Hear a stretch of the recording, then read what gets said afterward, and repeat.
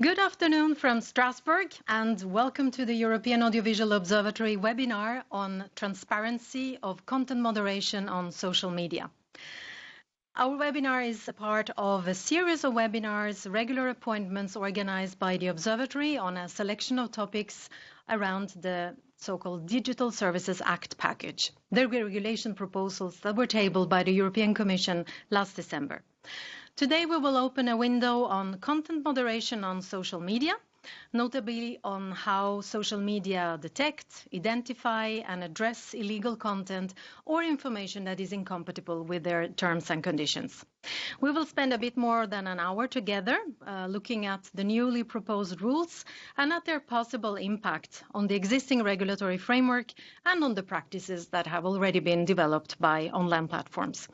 We will start with an informative part where our expert of today, Professor Alexandre Destrel from the University of Namur, will give us an insight into the main issues at stake when it comes to the tasking of moderating illegal content online.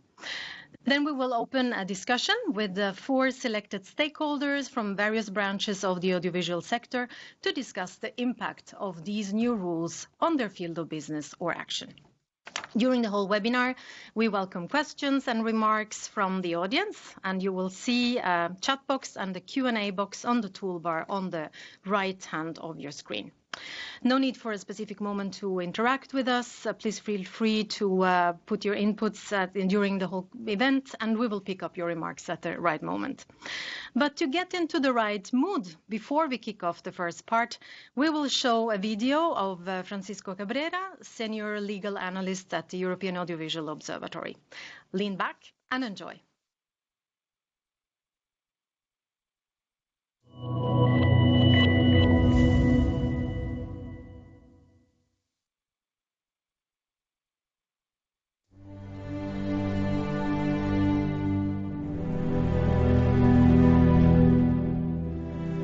Sounds familiar, doesn't it? These are the famous first lines from Charles Dickens' novel A Tale of Two Cities, and they come in beautifully handy to introduce the topic of today's webinar. The best of times. We currently live in a golden era of freedom of expression and information. Never ever before was it possible to instantly reach so many people with our own thoughts and feelings. The age of wisdom. Knowledge is literally at our fingertips. Internet offers access to a virtually endless library. The epoch of belief. Well, not so good. If we believe everything one can read or watch on the internet, we are doomed. Actually, I don't know if these times deserve to be called the worst of times for freedom of expression, but I wouldn't blame you for thinking so. As to the age of foolishness, don't get me started. But there is something even more worrisome, the epoch of incredulity. We are currently witnessing an increasing level of mistrust in institutions, political leaders, and news media. In all of this, social media services play a central role. They allow billions of people to interact with each other in an unprecedented way, for the best and for the worst. Concerning the worst, social media services can filter, rank, promote and demote information according to their own internal policies and terms and conditions, which, by the way, every user signs but practically no one reads in detail. Social media services can also remove content, sometimes in a rather surprising way, and in extreme cases, they even expel users from their services. Given the amount of content on social media, moderating these services is no easy task. Moreover, content moderation requires each time to walk a narrow path, removing harmful content while upholding freedom of speech. And while they do this on the basis of their own terms and conditions, let's not forget that social media services must also obey the law. So, what does the law say about it? In the European Union, the e-commerce directive provides general rules which are platform and content neutral.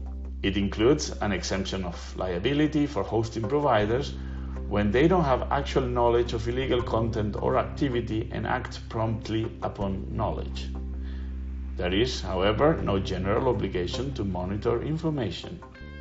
These general rules are complemented by specific EU legislation covering audiovisual media services, copyright, terrorism, child sexual abuse, and racism and xenophobia. At national level, some member states have introduced rules on online content moderation, in some cases in a controversial way. All these rules do not seem to be enough because, as you already know, at the end of 2020, the European Commission tabled a proposal for a more comprehensive regulatory package, the so-called Digital Services Act package, which, among many other things, sets out clear due diligence obligations for certain intermediary services, including notice and action procedures for illegal content and the possibility to challenge the platform's content moderation decisions. Furthermore, it sets a higher standard of transparency and accountability on how the providers of very large platforms moderate content. Now the question is, will these new rules solve or rather create new problems? Let's talk about it.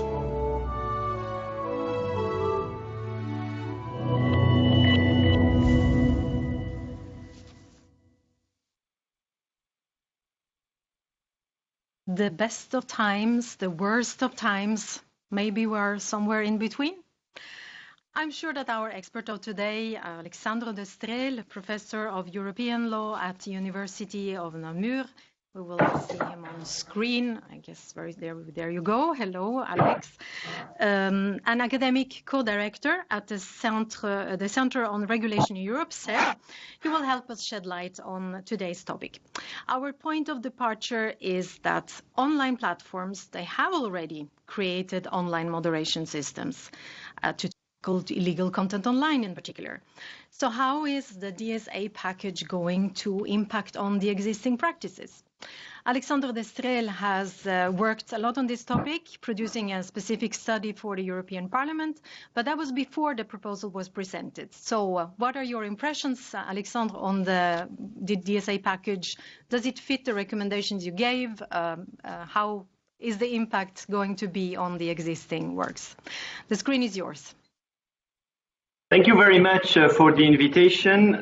In a nutshell, yes, I think the text is good and took on board our recommendation.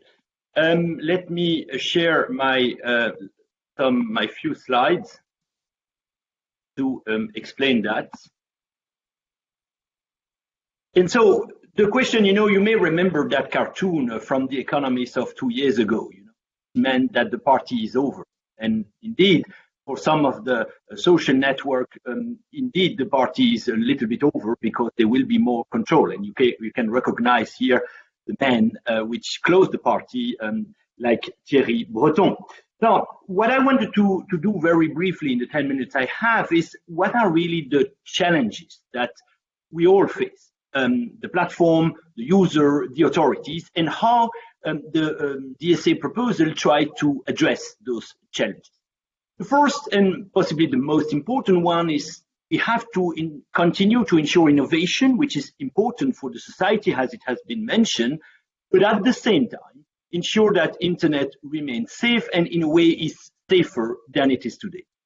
So to address those first challenges, the DSA maintained the liability exemption of the e-commerce directive that was recalled in the video before, but add, and that is a way to keep innovation, but add new due diligence obligation to ensure that the internet remain safe. Now, those due diligence obligation mostly concern illegal content and not so much harmful content, which, as you know, raise more issue of freedom of expression than illegal content. But there are some aspects in the proposal of the DSA, in particular with regard to the very large online platform which have to do a risk assessment, which also connect to harmful content. Now, the question is how those new obligations will interact with existing obligations that you have, for instance, in the AVMS directive, and also whether, for instance, the protection of minor that is very present in the EVMS directive should not be also very present here in the DSA, which has a broader scope. The second challenge is clearly content and platform raise different type of risk and impact for the society. And so that is requiring a kind of risk-based approach, which I think is very well understood by the Commission in its proposal for the DSA. Why? Because first, regarding content type, we have other specific rules for the most harmful content, like terrorism content or child sexual abuse. Here, the DSA is a kind of baseline regime for all type of illegal content. And that is new. The DSA provides a differentiation according to the size of platform. Now, this is very new. This is a kind of a revolution in EU law. We have a symmetric rule or a stricter rule for the size of the platform. So the bigger you are, more responsibility you have. The third element, and that is linked to that, is that some of the platform which will be regulated by the DSA, not all of them, of course, but some are global, are very big platform, and we have some representative of those platforms here in the debate. Now, that means that you need also to have rules which are ideally global, but we know that we don't have the same. It will be very difficult to have global rule, although a global dialogue on the regulation of internet would be very useful. But at least what we can aim for is to have EU rule. Now, that in a way, it's not so new for Europe, but what we have, which is very new, is EU enforcement. As you know, normally a rule are decided at the European level, but then they are enforced at the national level. And in general, if we look at the AVMS directive or the GDPR, by the authority of the country where the platform is established. Now, that works well, I think, for small platforms. But for the very, very big one, I'm not sure that the authority of the country of establishment has the ability and the incentive to regulate the global platform and in a way to do the job for the whole Europe. So for those very big platforms, it makes sense, I think, and that is what is proposed in the legislation at this stage. We will see what the Council and the Parliament will decide. It makes sense that the enforcement is done at the European level. Now, that is new in digital. That is not true, for instance, in financial industry, where after the 2008 financial crisis, it was decided that the biggest bank of Europe, the systemic bank, would be regulated by the ECB and not anymore by the national regulatory authority. So I think this is a big change, and a big improvement, I would say, but we can discuss that compared to what the system we have in the EVMS and in the GDPR. And finally, we have issues which are extremely complex because they evolve very quickly. You need to rapidly intervene if you have an illegal content, and very often, given the number of things you have to do, and that will be discussed also later, you need to have AI tool to do at least the first part of the work. You know, so that requires, and I think this is a very big challenge for regulators, and we have a lot of here today. That require a change of approach. You know, a new way of working, if you want, and to develop what I call an ecosystem of oversight. So it should not be anymore, you know, the regulator who know what's right and then impose it to the platform. It should be a collective exercise involving the platform, obviously. And what I like a lot, for instance, in the DSA is a number of internal compliance mechanisms. For instance, a compliance officer, a number of risk assessments. So, you know, this is a modern way of doing regulation. A big role for user, trust flagger, and civil society. Data could be transferred to vetted researcher who could help the enforcer to do his job. And then authority will have a lot of power on data and algorithm. So after all, you know, is all of that a revolution? And could we compare Vestager as the new Marianne of the modern time? And there, I think we can say several things. We can say that it's not so much a revolution in the sense that the law, the DSA, built upon the e-commerce directive and do not, build upon the main element of the e-commerce directive, like the liability exemption, like the prohibition of monitoring, but add new elements like those new diligence obligation, due diligence obligation, which are proportionate to the risk. Add an asymmetric enforcement, so a European enforcement for the biggest platform, and that is, as I said, relatively new, and start to develop this ecosystem of oversight where everyone will have a role to play, and in particular regarding data and algorithms. So my take is that it's a very, very good proposal, and I would say it's a better proposal than its sister proposal, the DMA. And I hope that the legislator will keep the spirit of what the Commission had proposed. But at the same time, this is raising a number of interaction issues with existing instruments, in particular the EVMS directive, because some issue may be covered by both, and so we will have to see who will be in charge of what, in particular because we will have different enforcers, and in particular for the very large online platform, you may have the Commission on the one hand, while for the EVMS, as you know, it will be the national authority of the country of establishment. So those are things that we may want to discuss here and later. Thank you very much. Thank you, Alex. This was a lot. Indeed, there is an ecosystem of different elements. There are adaptations of concepts that come from overseas. There are some formulations also that are not so easy. So the exemption of liability in the European flavored Good Samaritan formulated with this double negative, the more I read it, the more it appears really complex. So it will be interesting to see also how this will work in practice. So for example, if an online platform does its homework and it carries out voluntary initiatives removing content, how do you see the balance between the different interests? Because platforms will be the rule makers and the judges, a bit at the same time. And this is new. How do you see it? Yes.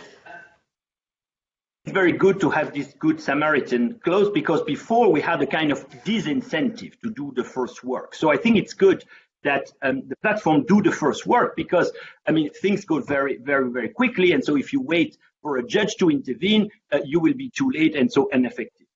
On the other hand, I think, and that is very, very important, that the last word of what should be in and what should be out should be left to an independent court of a member state. We are talking about balancing fundamental rights that cannot, I think, in a liberal democracy, be completely outsourced to private company. And I think the private company themselves don't want this responsibility. So I think, what is important is, yes, the platform should do their own first job, and they have due diligence obligation. And my own take, maybe we could even go even further and says, if you don't respect those due diligence obligation, you lose the exemption of liability. This is not what is in the text today, but you could go even further to incentivize even further the platform to take those due diligence obligation very, very seriously. But it's very important that if there is a contestation of an illegal content which is removed, the last word is not to the platform themselves, but to the court of a member state. Because, and this is, the particularity, as you pointed, we have private company which are managing a public space. And so they cannot, I think, be run like a normal private company. And I am here talking, obviously, about the very big platform. Absolutely, and I think this will have still to be a bit clarified, because as you mentioned, there might also be overlaps of procedures. We have the rules in the AVMS directive concerning harmful content on different levels. There we have protection of minors issues, which might not necessarily be illegal for adult purposes. And then in the DSA, we have reference to the illegal content, but not a definition of what is harmful. This was quite interesting during the public consultations. There were many stakeholders who basically discouraged from having this definition. Do you think that was a mistake? Would it have been helpful to have a definition? No, I'm not sure. I think it's a good approach to focus really on illegal content, because I think harmful content raises a number of other issues, and I think it's good that it's not mixed up. And because remember, we are here with a baseline regime which applies to every platform for every type of content. So it's not the same as the terrorism content or the EVMS. So I think the approach is good. Good. Well, then I thank you for now, Alex, but you will stay with us so that we can also address maybe some questions to you later. We will keep an eye on the chat box.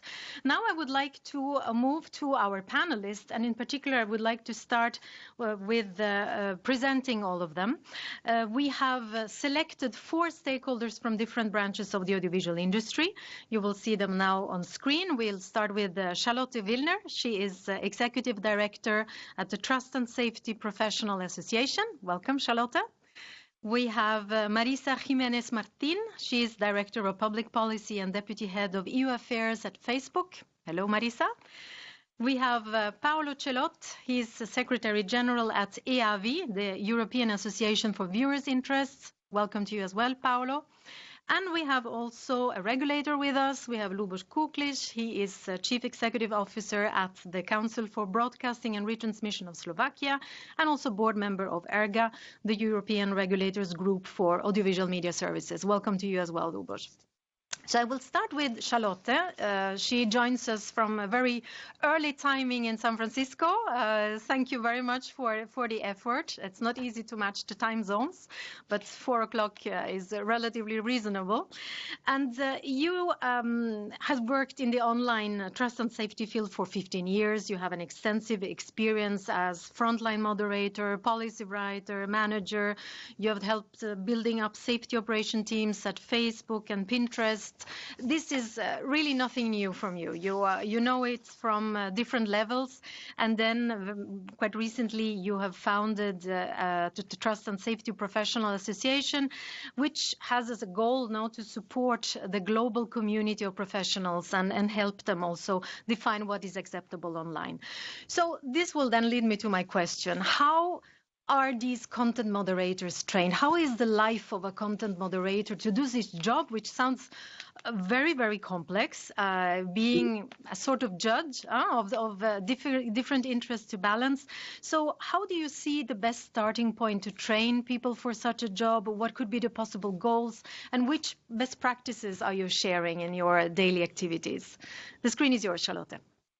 Thank you. And thank you so much for the invitation today, because I think this is such an important issue for our workers to be collaborating on with folks like you. This is a space that everyone is figuring out live, doing it live, as they say. And so it's a real privilege to be able to be here today. To answer your question, a lot of that really depends on the type of platform and the size of platform. And this is, no surprise when we look at DSA, how they make distinctions between sizes of platforms. Many large companies have very large groups of people working on these issues and have a very formalized set of trainings where, you're not even live in, report reviews until you've done 6 weeks of very close shadowing. On the other hand, you've got, smaller companies, maybe even startups, where someone does a little trust and safety work every once in a while, but it's not even their full-time job, and they don't even have a set of policies, right? So our organization is seeking to build a shared community of practice between all of those types of work and all those types of situations. In terms of best practices, I think the best thing that any private company can be doing is setting up what are their values from the beginning and making sure that those are baked into not just the way they build the product, but also the way they moderate that product. How, if they have a set of rules, how do those reflect the values of the company? And that's where I think a lot of the focus that DSA has on transparency reporting can really come in handy for people who are setting out on this journey and for larger platforms who are maybe catching up. In order to if you're having to report out on what's going on, you really need to be sure that what you're producing is what you expect your values to produce. And I think sometimes, you can be working so quickly in tech that you don't always have that call to check back and say, okay, is what we're actually sending out into the world what we expected to be sending?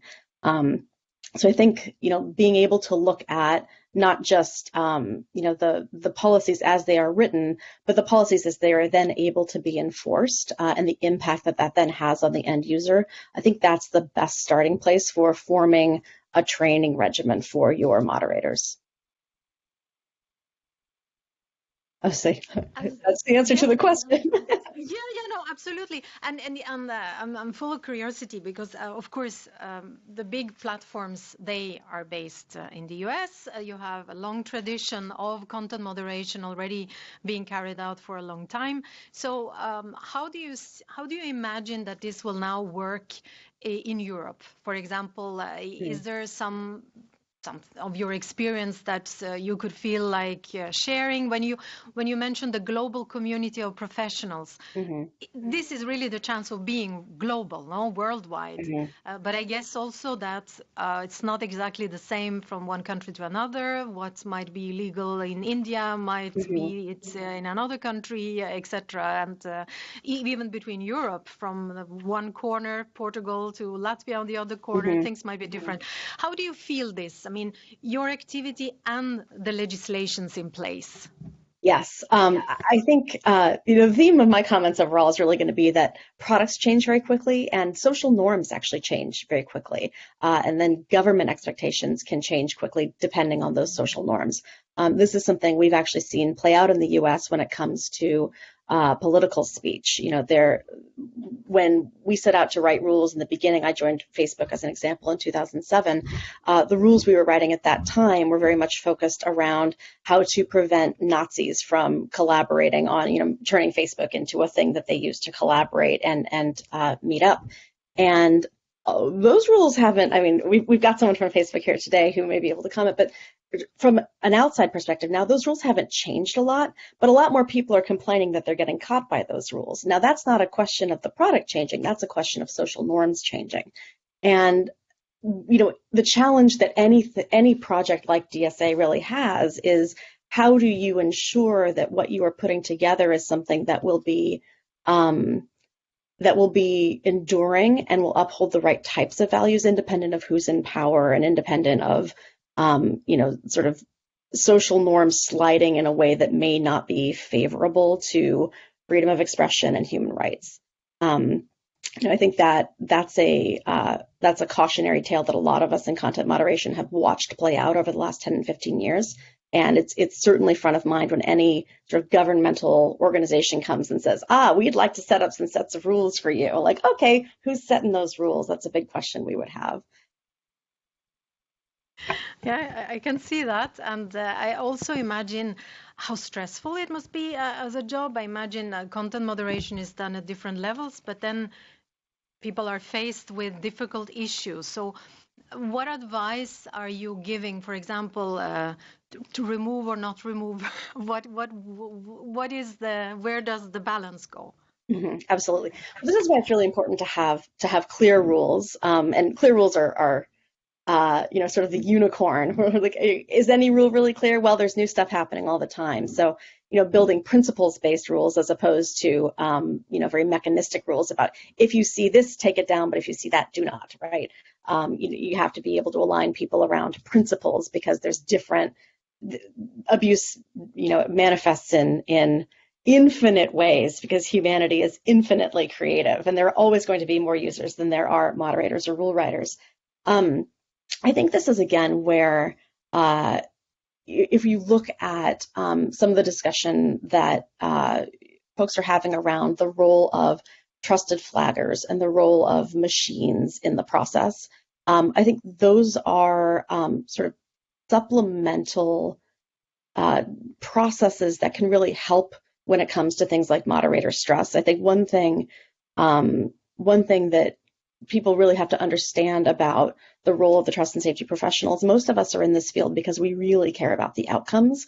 and we consider the work to be very important. It's very highly specialized work. It's highly skilled work. It can take years to really become excellent at it. It's a practice. It's a skill, and any assistance we can get in developing that skill, whether it be through partnerships with outside experts, or whether it be through assistance from machine learning, from AI on here's where you really need to spend your brain power, here's really where you need to spend your attention. Those are all very useful elements in terms of supporting moderator wellness. I see a little question that might fit you here, because it's about platforms and public space, and that was also something that you mentioned when we were talking about balancing interest. Platforms are managing a small space on the internet, and censoring something on social media platforms does not take away persons' freedoms of expression. People are free to express themselves anywhere else, etc. I think we are interfering with private business and extending the definition of public space way too far. What is your impression? How do these two areas interact with each other? Do you feel that you are acting on a public space? Well, I think it's important to say that, of course, I am American, and so I probably have some sensibilities here that are strongly informed by our First Amendment culture here. But as a trust and safety professional, what I would say is, there's a joke and also a principle a lot of us abide by, which is, if you can't do it here, you're going to find someplace else to do it. And that's very true. One of the things we're very conscious of when one platform gets really good at moderating a particular type of abuse is it's absolutely going to go to the next least defended platform. And so when we work together on abuse issues, we try to think about that in terms of how do we make sure that, for example, child sexual abuse material, oh yeah, okay, well, it's off Pinterest, fantastic. Did we just make it somebody else's problem, and how do we help them? And that, I think, does sort of reinforce this notion that there will always be a place to say it. We look at things like the dark web, where guess what? There's no rules, right? That's all, of course, when we're talking online, and there are a lot of places offline where people can still, be expressing their opinions, especially, frankly, in America, where you could say a lot here. So I think I understand where that commenter is coming from, certainly. Thank you for that. That was really inspiring, and it must be a challenging job to put all these threads together. So this has set very nicely the scene on what happens behind in the back office of the content moderators. Let's not now move to Facebook. That is today represented by Marisa Jimenez Martin. Facebook is one of the leading social media platforms, so of course we are very happy to have you here. And Marisa has over 20 years of experience in public policy. She started at the European Commission, held various positions at Time Warner, Deutsche Post, and at Google. And then some years ago, joining Facebook, where you are now Director of Public Policy and Deputy Head of European Affairs. So you've really seen the internet from different points of view. So to say it again with Shakespeare, to remove or not remove, what is your take on this? How do platforms address this conundrum? And then the biggest curiosity is, of course, how is the DSA package going to impact your business? You have been doing content moderation already at Facebook for many years, so this is nothing new, but maybe there will be something new. The screen is yours, Marisa. Thank you, and thank you also for inviting us to this interesting debate. I think that when we talk about whether to remove or not to remove, and you also being inspired by the words of a trust and safety professional, I think that we need to come back a couple of steps before getting into that debate and understand what Facebook is and what social media is. So our service is service where billions of users come every day to engage, to express their opinions, to follow their interests, to communicate with friends and family. And this is done at an incredible scale, as you all know. It is done globally. And in order for, and then, something that we've just said, we've had a little debate about is whether this is a public space. I think that there's a difference between saying it's a public space and saying the fact that when people come to engage and connect with each other, freedom of expression and the ability to express oneself is absolutely relevant and important and crucial.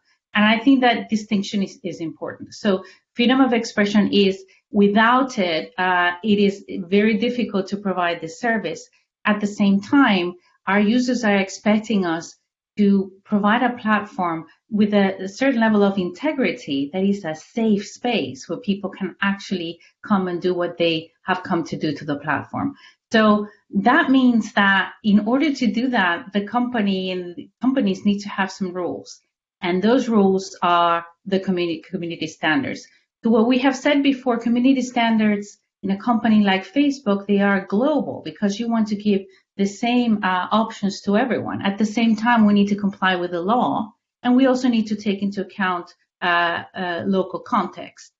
This is all, it's all complex to say, you know, and now what do we do, remove or not remove? I think that's something that the previous speaker has said is extremely relevant.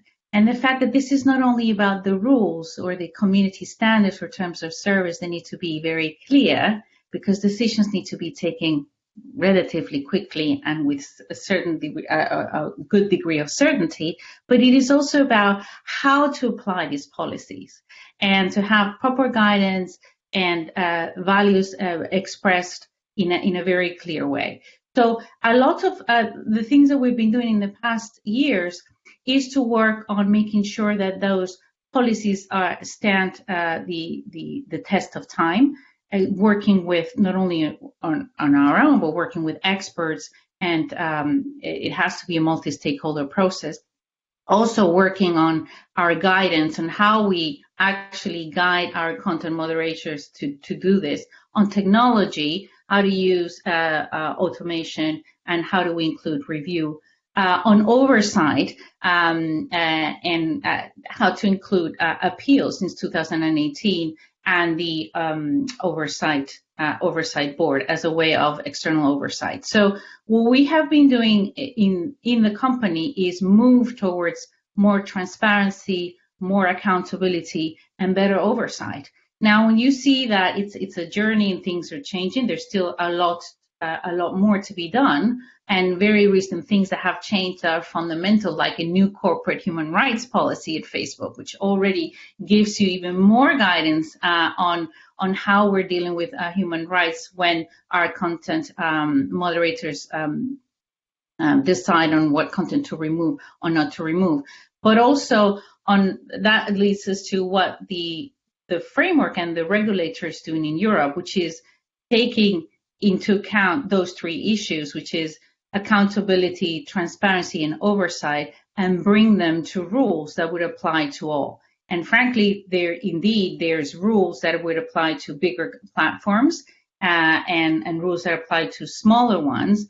In that sense, we do believe, and as we've said it in a few occasions, that with more success, we have to have more responsibility. And in that sense, we do agree with the fact that the rules might be a little bit different, or that we might have additional requirements than smaller companies might have at this point in time. So yes, I don't know if I've answered your question, but to remove or not to remove, I think that's before it's really before that point, before you get to that point, all the different aspects that you have to take into account as a global company with so many users. Yeah, no, I see again, to say it with Alex Destrel, there is an ecosystem here with different pieces that are being put together, and values are indeed an overarching step. So I was also pleased to see the human rights report that was the policy that was recently published, that came just yesterday, I think it was if I'm not mistaken.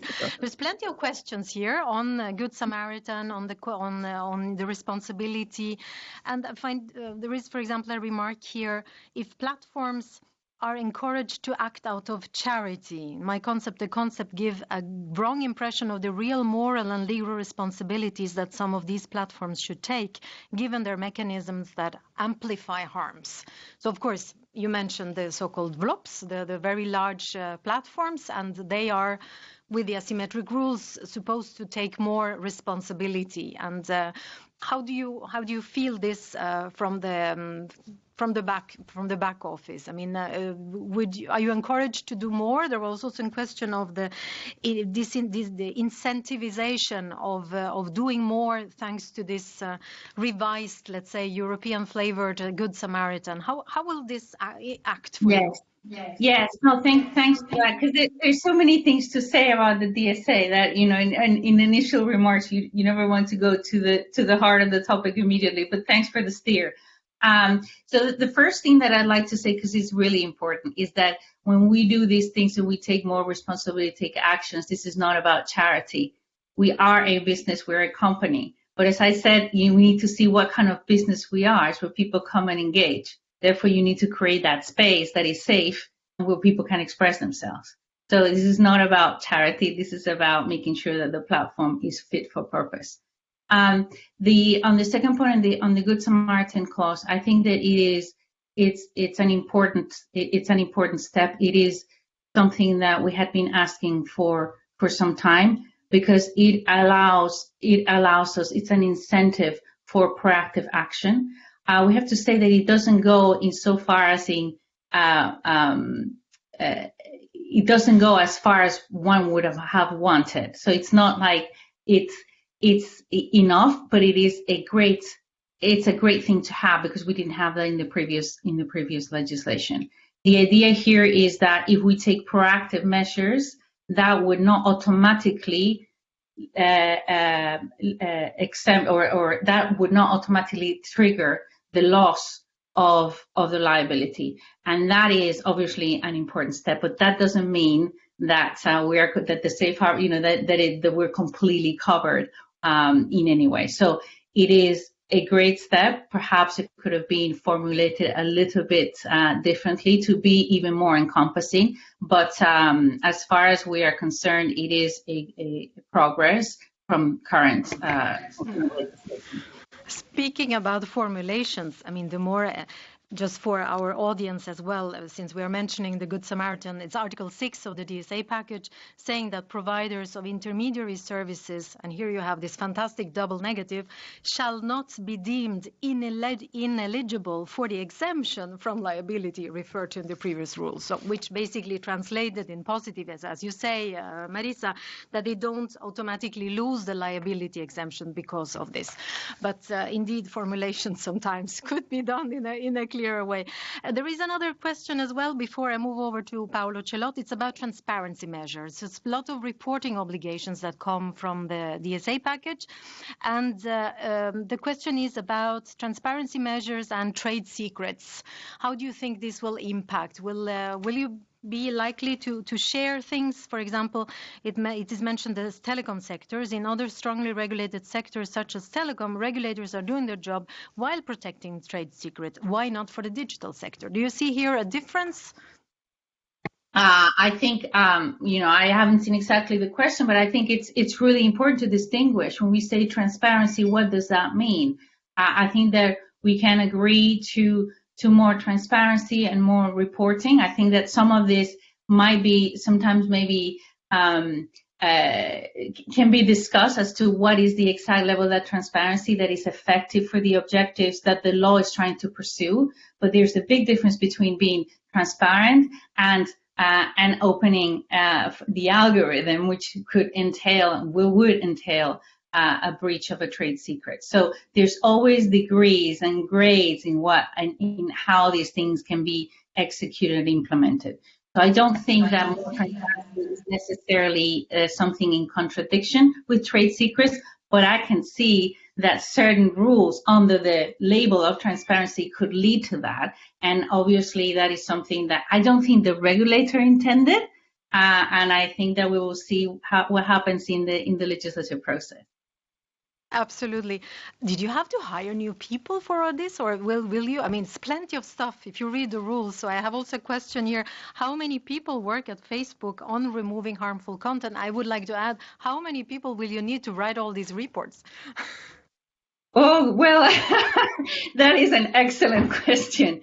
It's an excellent question. I think that, so on that, if you look at all these transparency requirements, you would really need to create a structure, a fundamental, a horizontal structure, transparency infrastructure to actually produce all this reporting, because most of them is at EU level. It could be also a country level. So let's not underestimate the huge lift that all of this would take for any company, even if it's a very big company. When it comes to on the content moderation itself, how many people work on that on Facebook, in general, on safety, safety in general, and content in general is about 35,000 people, 15,000 people deal with content moderation. But when it seems to whether we would have a compliance office, a transparency compliance office or something like that, that's something that doesn't exist today, but would require a fundamental shift in the way in which companies are structured. I don't think I'm discovering anything new here. It is definitely a very, very, very big lift. Thank you, Marisa, for bringing us a bit into your backdoor and your real life. I think there is plenty of things to do for you as well. But let's see how this is going to impact on the users. We have with us also Paolo Celot. He is Secretary General at EAVI. That's the Association of the Viewers in Europe. And Paolo has a long-standing experience in the fields of empowerment and especially media literacy. That was actually how we got to know each other long ago. And you have also extensive working experiences also in the broadcasting and advertising sector. And you represent EAVI in the advisory committee of the European Audiovisual Observatory. So I'm very pleased that you are here because you are quite an all-rounder and you know very well the expectations of the users, that mean expectations that any of us may have. So we could say we want it all, no? We want our privacy, we want the right to say what we want to get the information that we want our children to be protected from harmful content, we want a hate-free speech environment. But how can we combine all these interests? And do you see any risk of over-moderating when it comes to the perspective of the users who might expect to find things that he or she searches for? The screen is yours, Paolo. Thank you, Maya. There are a number of I will make a couple of points starting from your question, but if we have time, I am very keen to contribute to the EU legislation process as for our experience here in Brussels. You mentioned about terminology and wording, which is somehow a result of some lobbying forces that result in terminology. I remember for the Audiovisual Service Directive, for instance, there was you have to do something when possible. So what does it mean? And of course, there are reasons to do so. But let me first come to the point that your question. I think indeed one of the issue is whether there is a risk, for instance, that a platform could over-remove content, so to be safe, not to be liable, and this is possibly at the expense of privacy. And by the way, let me say that it has been mentioned before, the use of artificial intelligence in this process rather than human labor, or generally speaking, and we come to the role of private companies, could be to try to save money. Computers are less expensive than human labor, or cheap human labor, which, by the way, not only is unethical or could be unethical, it depends, but it doesn't fully work. I think that Charlotte could add to this, but there was a study done by Algorithm Watch, which was showing that the sentence like "I am a black woman and I disagree with the previous comment" is 10 times more likely to be removed than "I am a Frenchman and I disagree with the previous comment." So evidently, artificial intelligence and human moderators in combination. But the point I would like to make, and I link to what Alexander said before, is that is a call to keep the spirit in the public interest of the DSA. that is important is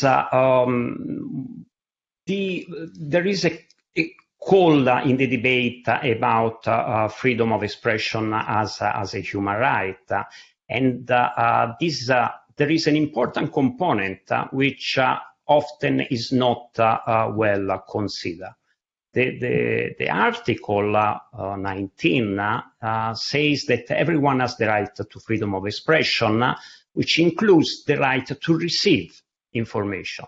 Therefore, people have the right to receive information, not just to speak up, but also to listen and to read. A universal right is already there in that same article. What does it mean? Who protects this right? How? Which information are we talking about? I think that this would contribute quite a lot to the debate. From my perspective, is how we should be able to shape our opinion based on correct and reliable information. And this acknowledgement, by the way, is what has been applied in the video that Francisco was showing before, on the basis of which the accounts of Trump have been removed, because freedom of speech, which is back in 1950, now it would be formulated even better, is often used as an excuse to spread disinformation and propaganda. So this I think is important to reflect upon. And my second point, if I may, is also linked to what has been said before. That is the concrete implementation and enforcement of the rules. Good rules, eventually, possibly, hopefully, is to work well. They need to be known is by the users, people. So it is essential to empower them, to educate them, to be able so that they can make better their decisions. And so how can I demand explanation if a content is removed, how to signal illegal content, and so forth. And this is media literacy, which in this sense is obviously linked also to illegal content and not just to harmful content. I'm saying because this is sometimes what I find in the debate, and this is not limited to rights and obligations and safety. Legislation should be inspired to promote the interest of users, of people, a guiding principle. And I think that this is very important. Out of rhetoric, cooperation with civil society indeed is essential. But I mean, I'm saying out of rhetoric because sometimes it is not fully translated in concrete result outcomes. So I will stop here. But if I have time, I will go to the EU legislation process. Try to sneak in a little question that would maybe not meant for you, but I think it could be applied to the role of the NGOs as well, which is how to produce globally robust and enduring policies while respecting local sensitivities and norms. Users, they live in different countries. What a perception of a user is in one place can be very different from perceptions in other places. Since you mentioned cooperation, how do you think users could contribute to this discourse? They are not explicitly mentioned in the DSA package, in the production of the codes, etc. But I imagine that in practice there will be a room. So have you reflected a bit on this? How do you see your role in the next years for the implementation of this package?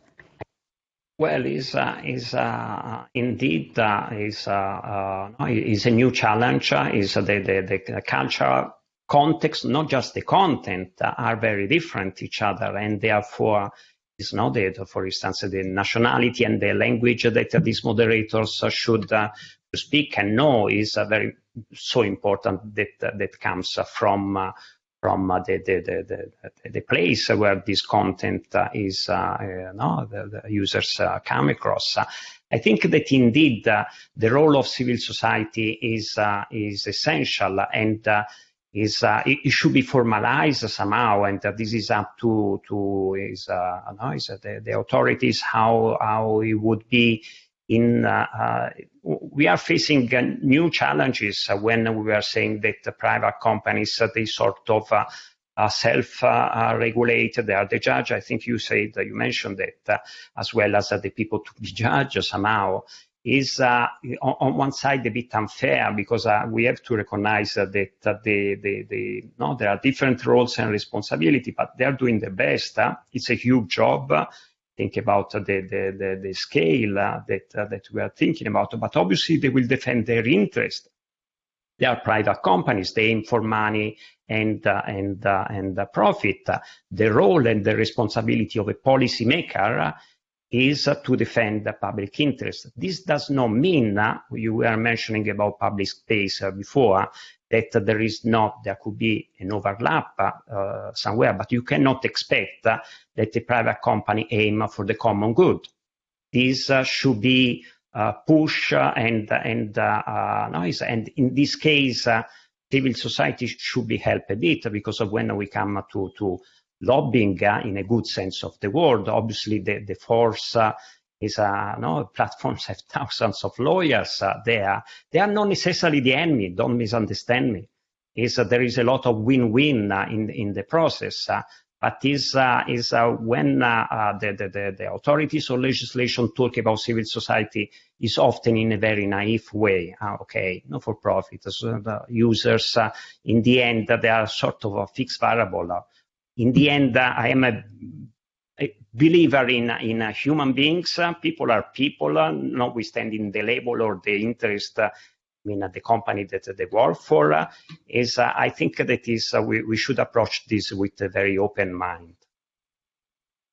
That sounds like the best approach, because there are many actors that are involved, and it's important that indeed civil society also gets its place there. I'm quite confident that regulators will bring you on board, which can bring me nicely over to our next speaker, Lubos Kuklis. Lubos is Chief Executive at the Slovak Media Authority and former chair of ERGA, the European Regulators Group for Audiovisual Media Services, where you're actually leading a work on disinformation. We will have a webinar on this later on as well. But today you are here especially to discuss the solutions that you are a bit cooking at the ERGA meetings on how to deal with the DSA package and the new rules of the digital environment. And this brings me to my question, which also was introduced by Alex Destrelli in its introduction. We have different sets of rules. Regulators are already busy with the rules introduced by the Audiovisual Media Services Directive on video sharing platforms. Video sharing platforms also fit into definition of the DSA because they are hosting providers with certain characteristics, so they fit the two definitions, and you're involved in both packages. So how are you preparing for the new tasks? Will you be able to count on 35,000 people as Facebook have for this, or maybe not? The screen is yours, Lubos. Thank you very much. I don't think so, to answer to your last question. But thank you for having me, and I think this is extremely important debate, so I'm very glad that I can be part of this.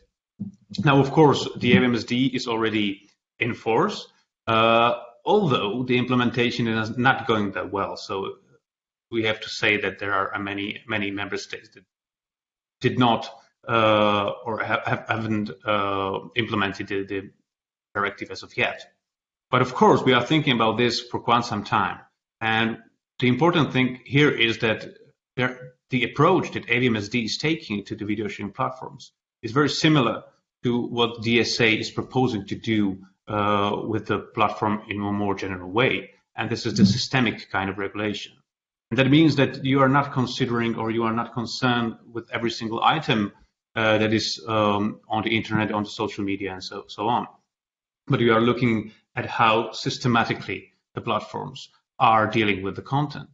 And I think this is extremely important also to think when I was looking through the questions that have been already posed.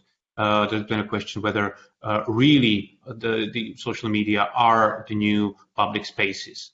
But I think, it is a systemic problem that we are currently having, and we have to deal it systematically. So, for example, the concern is really not about, one single item, one single post has been taken down. But if you think about the rules that can be stacked toward, taking down a certain kind of content, a certain kind of viewpoint, for example, it may influence the societies in a really profound way, because so many people are now relying on social media to get their information.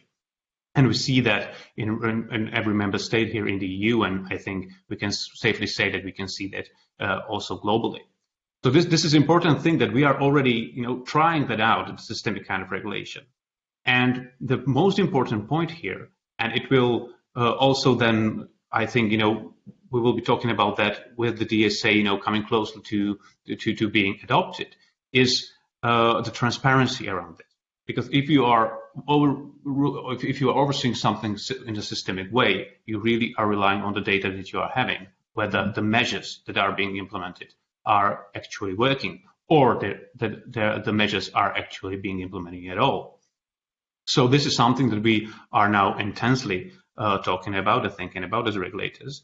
And one of the things there is, of course, how do you audit this kind of measures? Because it's really, and Alexander already said it at the beginning, that the platforms are now being the first line of regulation, so to say. They are the ones who are making actual rules, and they are the ones who are executing them. So now you have to have a kind of auditing system there that you can actually see how these things are working. And when you already mentioned transparency reports, but I think this goes even beyond that, because to actually see what is happening, you don't only need to see the data that the platforms are giving you, but you have to have a moment where you can verify those data. And I think this is extremely important to get right in the legislation, so to say. So I think we have to think about some kind of auditing intermediaries or authorities that will be authorized to verify the data that they're having. We are now developing these ideas. There are many people talking about this. We have some ideas with my colleague Ben Wagner, an academic. So we are, it's a regulatory and academic collaboration, and to really establish some kind of intermediary, so to say, or a middleman to verify the data that then regulators can use for their own purposes. And this is not only the audiovisual media service regulators, but every regulator there who is in need of data to actually perform the regulation themselves. And when we are talking about a systemic kind of regulation, and that the platforms are the first line, I think this is really important to say, what the platforms are doing themselves. And Marisa already mentioned the oversight board in Facebook, which I think, is a principally very good idea. But now, if we are talking about systemic kind of regulation, we also have to say what these kind of bodies, so to say, need to actually do to have a systemic impact.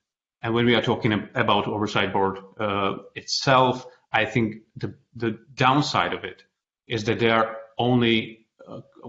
concerned only with the single items that have been taken down by Facebook, for example. And there's such a limited scope of oversight that I don't think this can have any real meaningful impact. Because, as I said, this is a systemic problem, and you can't deal with systemic problems, one item at a time. So this is probably would be something as a start from my point of view, just to say that for whole debate about regulating digital, starting point is always transparency, because if we can't understand what is happening, we can't attach any meaningful rules to that. Thank you. That's when you say middleman, it's a sort of outsourcing of part of this work, right, for the analysis of the data. But which brings me to another question, because which I also see here in the chat box, the DSA package introduces this new coordinator, the digital services coordinator. Who do you think will be that? I mean, the DSA package is a horizontal piece of legislation. This will not only concern the Facebooks and the Googles and whatever on any other social media, but it will be be taxis, it will be hotel booking systems, it will be food delivery, any kind of service that goes online. So will you, media regulators, be on board in this? Is there any idea of how this will work in practice? Well, yes, we are already having those kind of debates. And for example, just yesterday, I engaged in that kind of debate in Slovakia. And I think, it is a kind of downside of the DSA or of the proposal that is not, dealing with the regulation, in a kind of comprehensive way, because it's putting all those elements there and it leaves for the member states to deal with it. Now, the problem is, and I think we already talked about that before, and I've debated, many people about that before. And this is not only because I'm a regulator and I'm concerned that, probably I will be impacted. I think, the way how this is now structured in the DSA, doesn't give me any confidence that it will be efficient in the end. Because if you think all those elements on the member state level, there are mentioned data protection regulators, consumer protection regulators, electronic communication regulators, and audiovisual media service regulators. They are all there. But to mitigate between them and to decide anything meaningful in some kind of efficient way, and only that go to Brussels to deal with other 26 of their colleagues, to do something, might not be efficient at all. So that's one point about the structure there. On the other hand, the most important thing I think in DSA is that probably the thing that will be impacted the most is the content side of everything digital. This is because we already had e-commerce dealt with by the e-commerce directive, of course, and this is something probably the most important impact will be in the content. So we have to think predominantly probably about this from the point of view of content regulation. And of course, you have to have an independent regulator. That's the one thing. And you have to have a regulator that somehow, can deal with the content. And then, for example, what I'm thinking about is that if you have one regulator who can deal with the content or everything digital, so to say, and you have other regulators that can decide on specific points and items, for example, from a consumer protection point of view, or other things that might be concerned materially, so to say, you can combine those without creating a hierarchy, but so to say, create a chain of regulation. Not every regulator has an expertise for everything, but the expertise can be there, and then can be one point where this expertise is actually applied. Not only, there is a huge section of the DSA package about the powers. Not all bodies around Europe have the same powers to, do inspections, do audits, impose fines, impose penalties. So maybe there is also some work of harmonization to be done there to ensure that those 27 who will in the end sit in Brussels in this board of digital service coordinators speak the same language, understand the same things, and have the same departure levels. I have the impression that the starting blocks are not really the same everywhere. Or is that a wrong impression? No, well, definitely. There are different member states with different capacities for the regulators, and this is important. Because in the most economically strong and those markets, probably the regulators are prepared. But they have capacities also to divide the workload, and they can, sector it somehow, make a division of the workload there. But in smaller countries, probably you wouldn't have that many people to be able to do that. So I think, it's actually, it's really important to think about how to do this, from policy side economically. Indeed. Well, the DSA package also say that you would need to have the resources. I guess that can also be interpreted money-wise, but then you need to knock on the door of your own government. So that's another chapter. Well, I think, time is running, and I have tried to bring in the questions while we were speaking. But I would like to give Alexandre Destrel the chance to get in again, since his reflections were mentioned quite many times. So if he can be brought on screen again, I would like just to ask Alex if what his impression is. You have been mentioned by many questions in the chat box on the Good Samaritan, on the responsibilities, etc. I would not go back to that again, but what is your take? You have seen the different actors, their concerns, their hopes, their expectations. Did you imagine it like this? Does it fit the conceptions that you had? And then we will wrap up. Yes, I mean, but I think what it shows that it's really a paradigm shift for regulator and for firm, you know. And so all the question is whether everyone will be up to the challenge. No, you mentioned about different starting point, different competence, different means. I think that's right, and this is why I think it's very important that it isn't the Commission who should be in charge the implementation of the DSA for the very large online platform, in particular because the Commission will also have a role for the DMA, and so I think the two roles could be, I mean, you have synergies between the two roles. I think the point that was just mentioned about the systemic problem is right. I mean, this is a systemic issue, and this is why it needs to be addressed in a systemic manner. And two last points is on the access to data and algorithm, because of course that will be the key there, is whether the authorities in charge will have the human capabilities and the technical capabilities to deal with all of those new power. I'm quite encouraged to see that many national authorities now are setting up AI unit. I think it's very important. The next step then, I think, is to develop their own AI tool to deal with those new tasks. And I think there we can look at what the financial regulator are doing. I think they are one step ahead, and they can learn a lot of what they are doing. Because, you know, if you are a financial regulator, you also have to monitor a lot of data from the bank you are supervising. So I think that is important. And finally, I think it's very important that, you know, the platform are the first line of enforcer, but as we discussed, and I think everyone agree, that they should not have the last word. So in one way, I think the state can delegate its authority to the platform, but cannot outsource it. So I mean, by delegation, that they should keep the last word of what is done. But, you know, basically, really, I think it is a fundamental shift into what is the role of the authority in, you know, in pushing for the public good. And I think that I see the main challenge on which I hope every one of us will work. Thank you, Alex. I agree. There are many perspectives, and there are quite many impacts that the DSA is going to have on the various actors. Now we are approaching the end, and we have had our tone setter, Francisco Cabrera, in listening mode for a little hour. So it's time to wrap up, and I am wondering what Francisco's takeaways from today's session are. Here I am.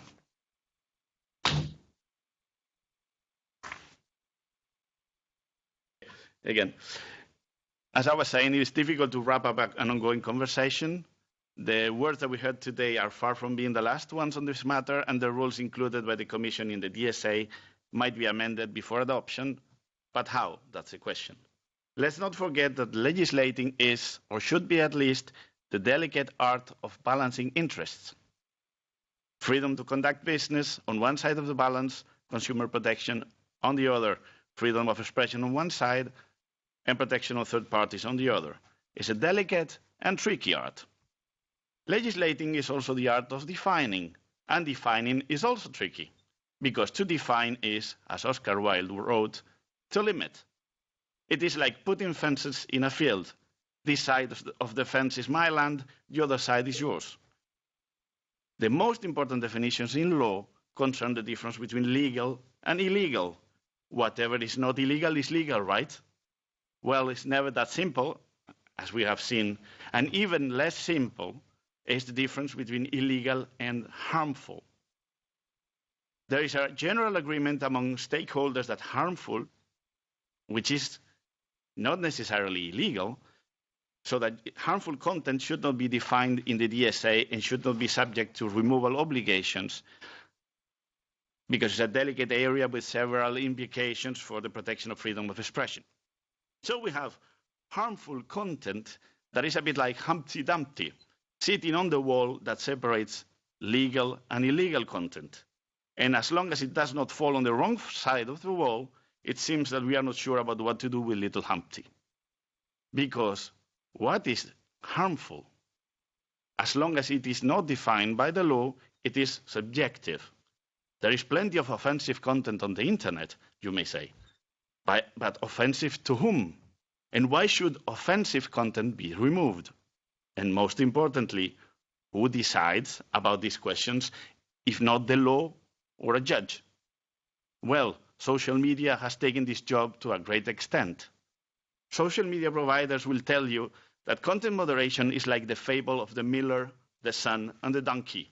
Whatever they do, remove, not remove, they will be criticized by it. Look at what happened to President Trump's closing down of their accounts. Well, German Chancellor Angela Merkel called it problematic, and the French Minister for European Union Affairs, Clément Beaune, was shocked to see a private company make such an important decision. We can only wonder what they would say if Twitter or Facebook had done nothing about it. But if we put aside the most famous cases, it is true that content moderation is a sort of mission impossible, given the amount of data to be sifted and the resources required.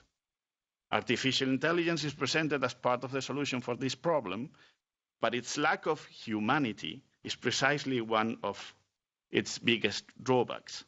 Filtering algorithms are extremely efficient in addressing and removing content, but they cannot match humans in making nuanced decisions on complex legal areas.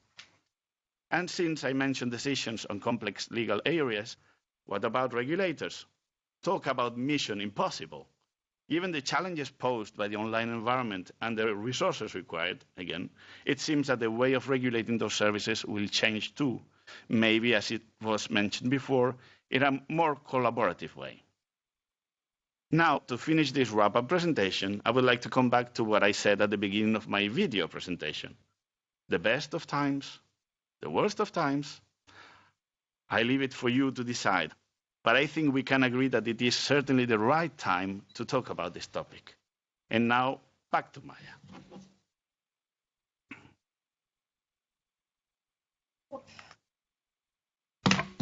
Thank you very much for this wrap-up. Indeed, plenty of food for thought, and we got that thanks to all our participants, who I would like now to bring back to screen for a big thank you. We started with Alexandre Destrel, we continued with Charlotte Wilner, Marisa Jimenez-Martin, Paolo Celot, Lubos Kuklis. We had really all the parts that are going to play an important role here in the application of the DSA package. And Francisco Cabrera, I would like you also to come. No, you cannot come back on screen because we are in the same room, indeed. So he is also here. But a big thank you from the European Audiovisual Observatory to all of you for having helped shape this webinar, which is the first of the DSA webinar series. We will continue at regular intervals of 5 weeks. The next one will be on the 22nd of April, and we will look into gatekeepers and VOD providers. So we will look at the other side, the other leg of the DSA package. So stay tuned. Come back, same time, 4 o'clock, 22nd of April. Thank you very much, everyone, and have a lovely afternoon.